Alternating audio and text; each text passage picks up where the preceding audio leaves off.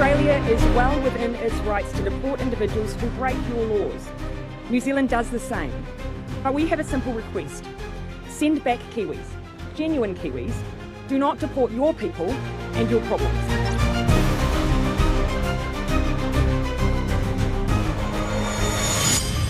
What if a country built its entire economy on selling houses to itself and nobody noticed until half the population was already gone?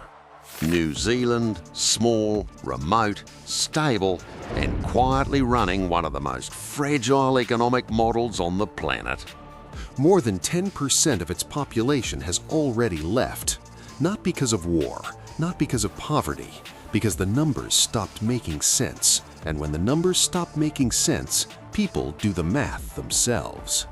And the ones leaving aren't the old or the tired. They're doctors, engineers, the people a country needs most. To understand how this happened, look at what New Zealand actually sells to the world.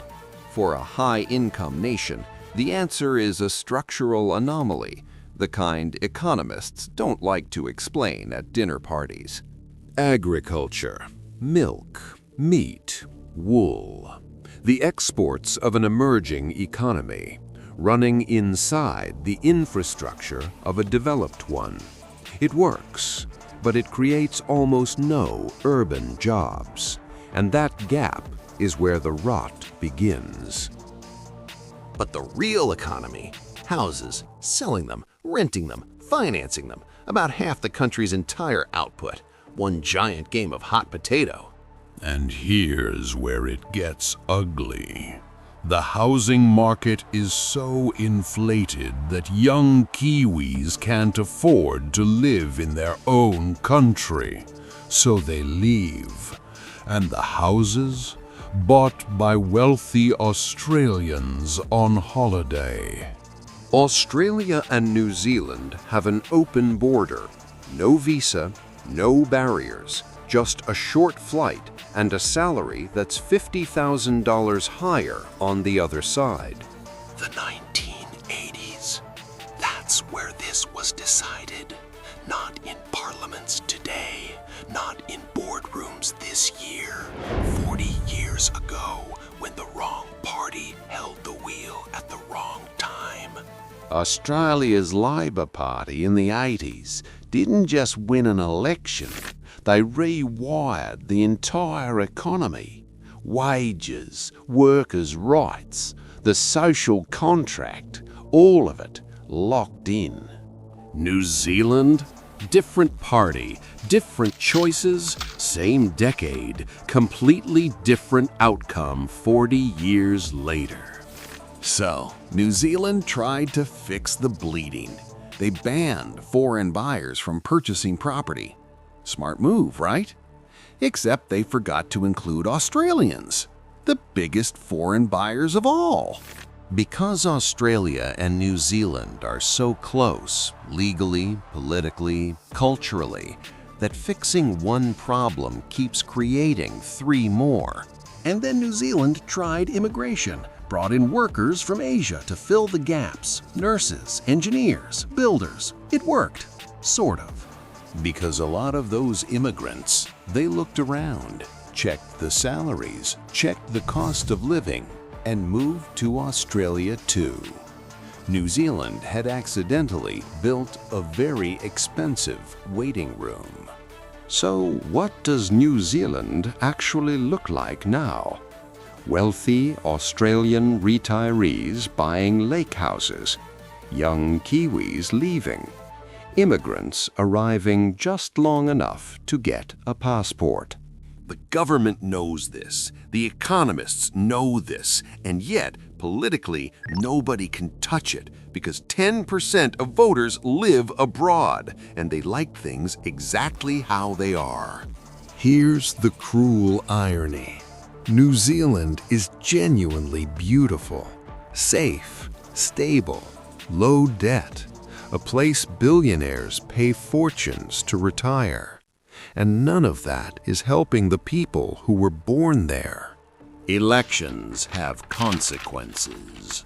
Not next year, not next decade, 40 years later, when the people who voted are gone and the ones left behind are packing their bags.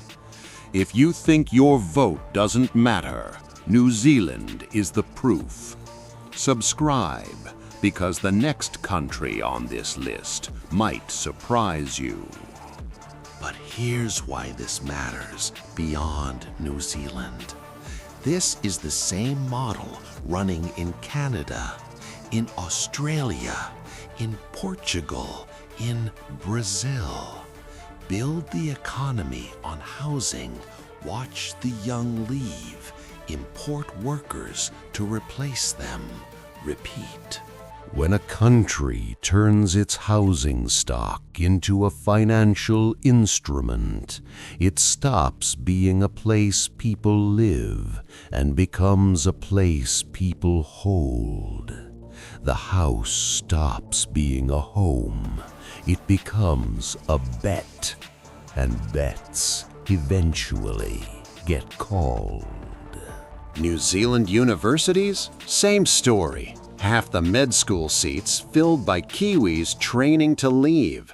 The country is funding its own exodus and calling it education policy. And the ones who stay, they're priced out of their own cities. Auckland, one of the least affordable cities on Earth, more expensive per income than London, than New York. So a young nurse in Wellington does the math. Rent, groceries, student debt. And on the other side, Sydney. Same language, same culture, $50,000 more per year. The math does itself. Now, here's what no one wants to say out loud. New Zealand and Australia share everything.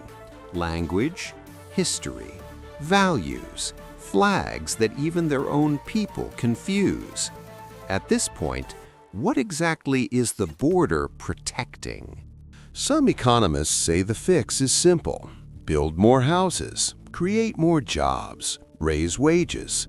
But simple fixes take political courage, and political courage is the one export New Zealand seems to be running low on, too. There is one advantage New Zealand still holds: a debt-to-GDP ratio that gives the government room to move, money to spend, room to fix things. The question is whether anyone has the nerve to spend it. Because here's the dark part.